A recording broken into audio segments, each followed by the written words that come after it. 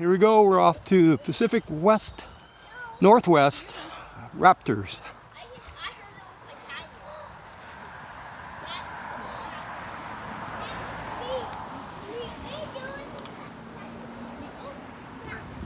Read the signs.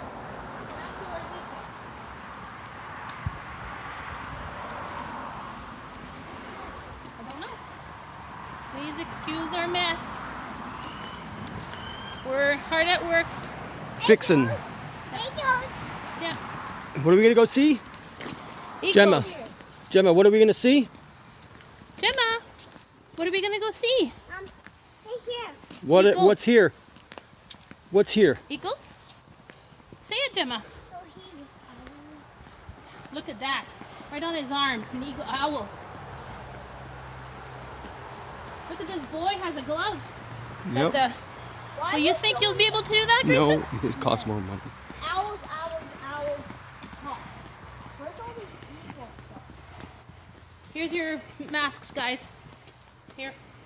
Look at that. Yeah, we'll go look. Can you put your own mask on? Whoa. What is?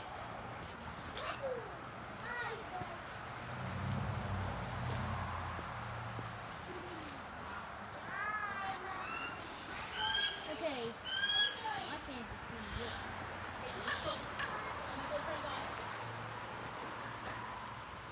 Welcome to the Raptors. Remember to stay 6 feet apart. This one. Whoa. There is one. Wait, let's go inside. Wait. Oh, see one.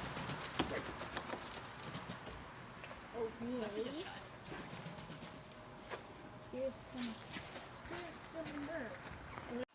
This one. There's a bird. What's this one, Gemma? I think we're following the arrows. What are we doing? Elton. His name is Elton. Oh, look at him. He's got fancy glasses. That's why they call him Elton John. Hi, John. Elton. Oh. Elton. Hey? Oh, this one. Yeah. That's a crow. Woo. Yeah. Oh, hello. Hello. Hey? Oh, nice. That's cool. Yeah. I think you say hello or Keep your fingers out because I bite, he says. Arrow there that we're going the wrong way. We're gonna miss some things if we go that way. Hello, Mr. Crow. Hello, Mr. Crow. Let's go this way like you were before. Hi. Hi, Gemma.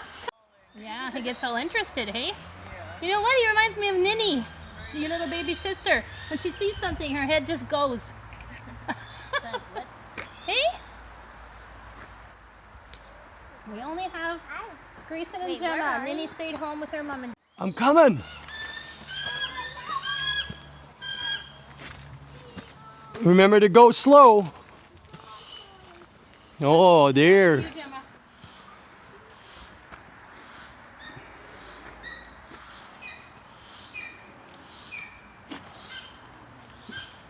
Hey, Gemma, what kind of bird is that? Eagle. An eagle.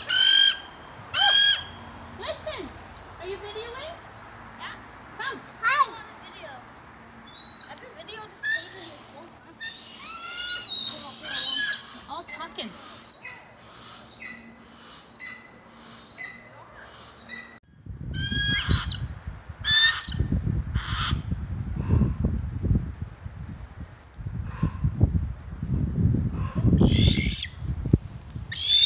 What?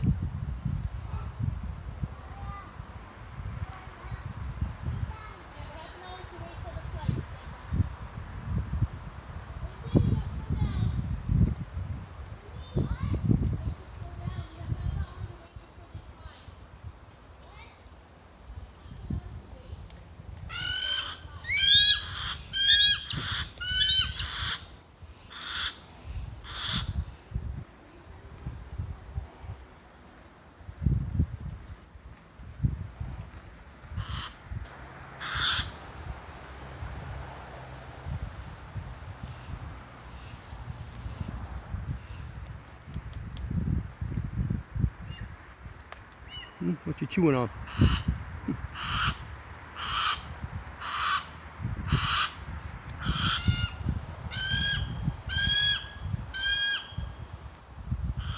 Hmm?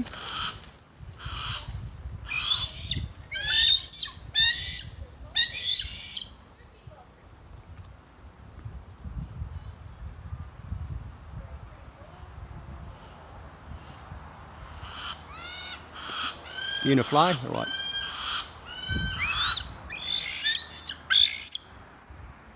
What?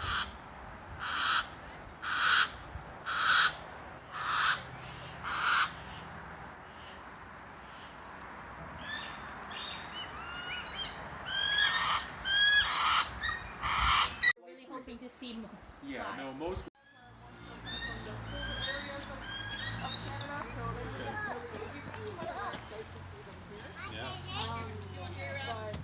Yeah, we're just trading with her.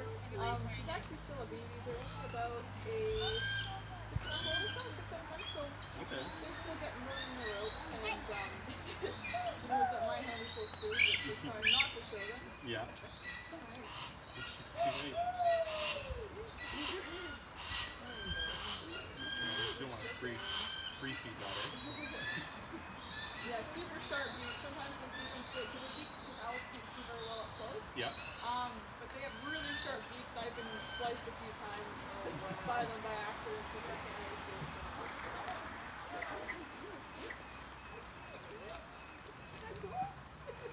Have to wait. I know. You leaving in the hour?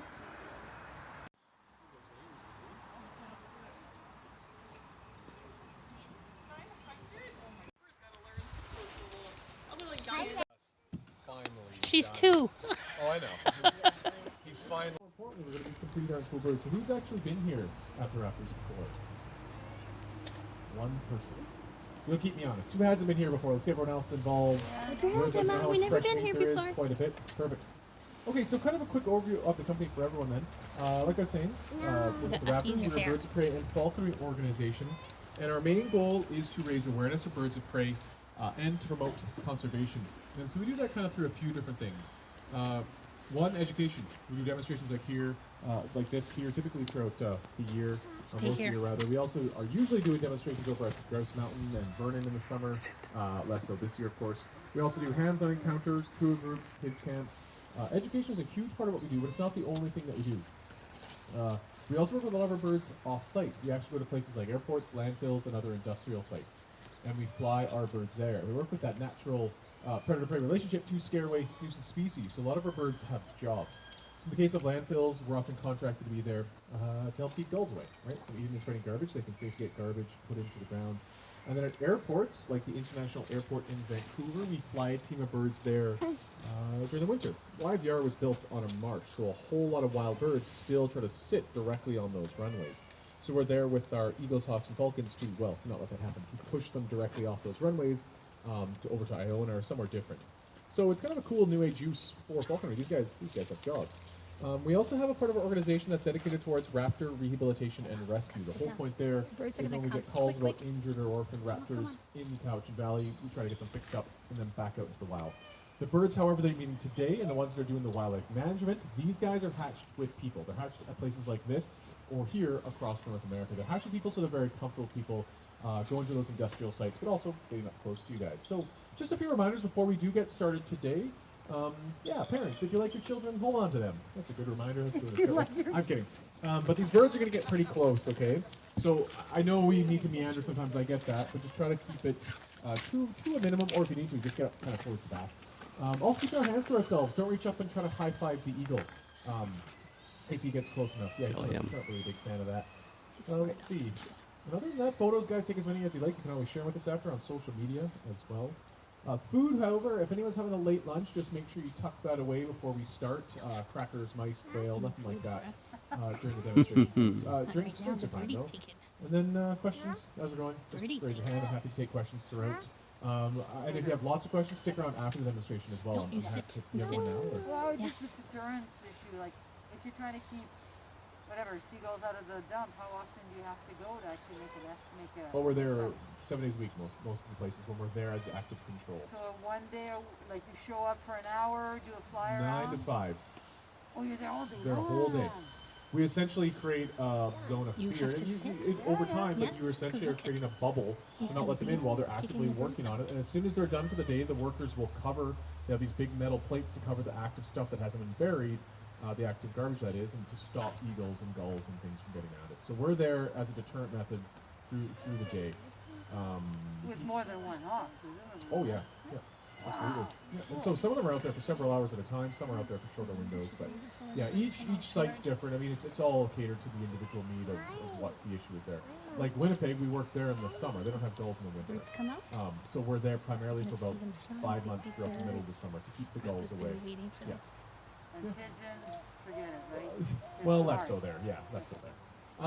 Other than that, though, I just want to make sure I get everything across here before we do get started. Don't take any more questions.